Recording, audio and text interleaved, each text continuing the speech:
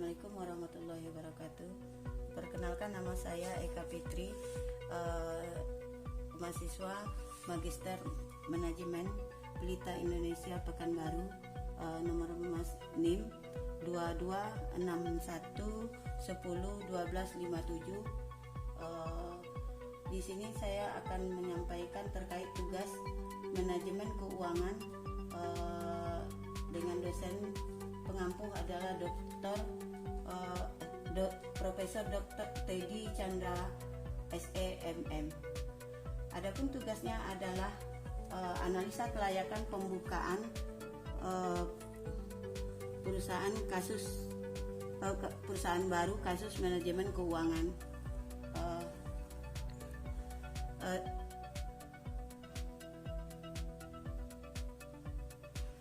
Di sini diambil contoh adalah PT Pelita yang merencanakan untuk membuka dua usaha, yaitu usaha L dan usaha S.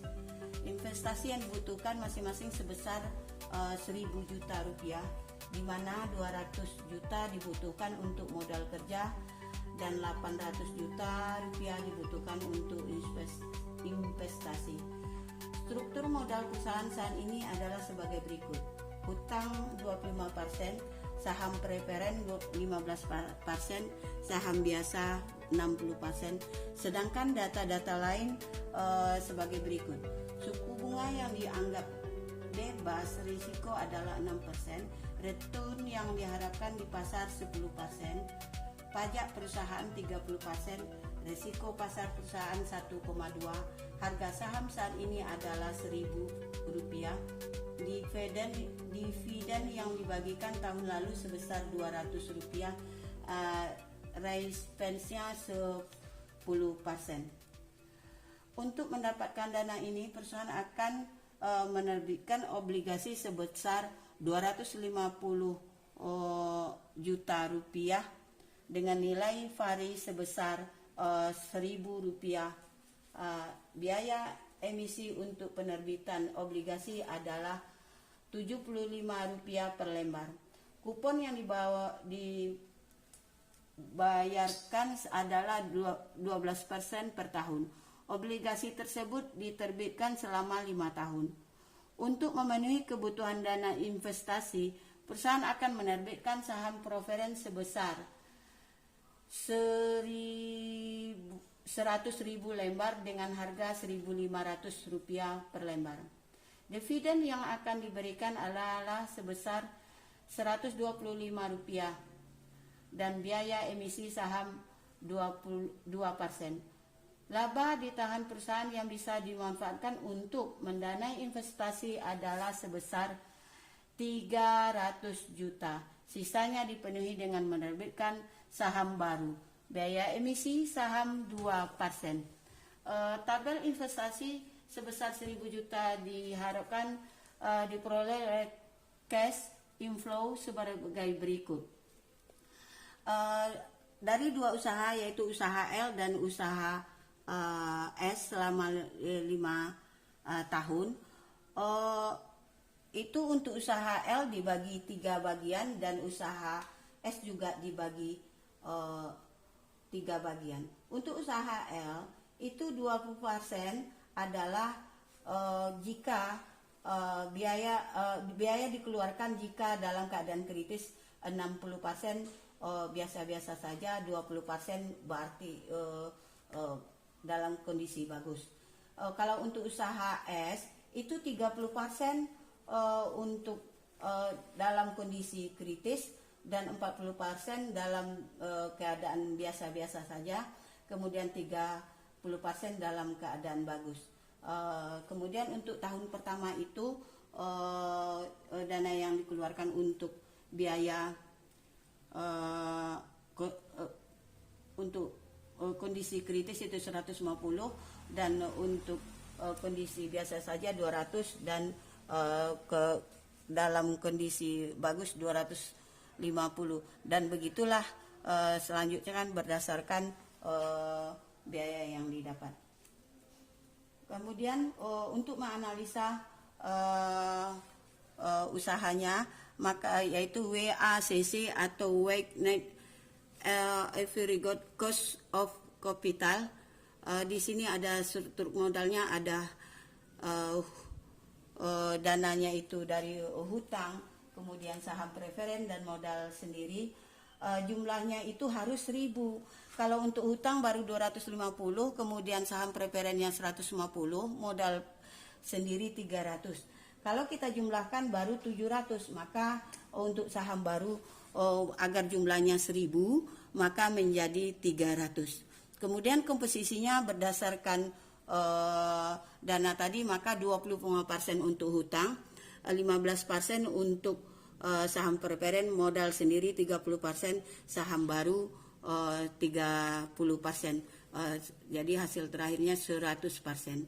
Kemudian untuk cost itu cost itu adalah didapat dari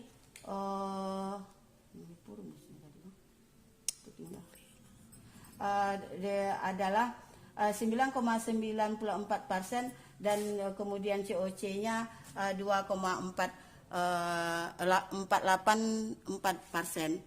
Maka jumlahnya menjadi ditarik ke bawah, hasilnya itu 10,36%. Kemudian dana obligasinya akan didapat 14,19%.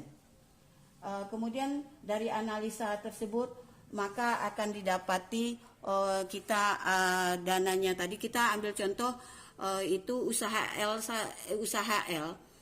return reference rate-nya adalah 10%, maka didapatlah 20% untuk yang kritis, 60% untuk yang biasa saja, kemudian 20% untuk yang bagus. Kemudian dapat CV-nya itu didapat dari mana? 20% dikali 150 ditambah 60% dikali 200, kemudian 20% dikali 250, maka CV-nya 200 dan begitulah selanjutnya. Kemudian untuk VVCV-nya itu didapat juga, maka dengan hasil terakhir adalah 91,67.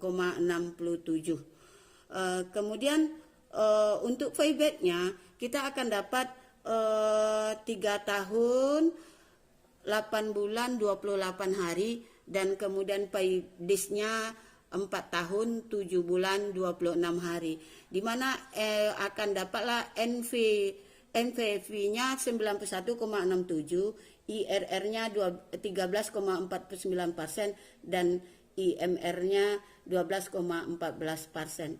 Dengan payback-nya akan menjadi 6,75%.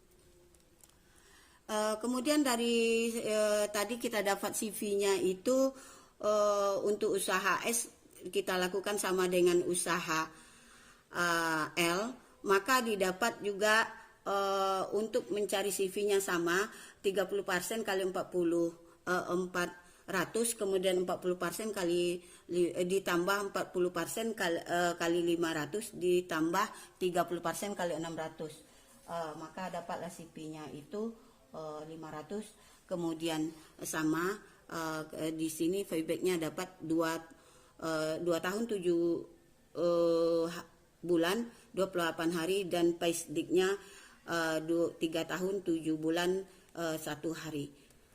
Dari situ dapat kita meringkaskan bahwa payback untuk usaha L adalah 3 tahun 8 bulan 18 hari, usaha S 2 tahun 7 bulan 28 hari.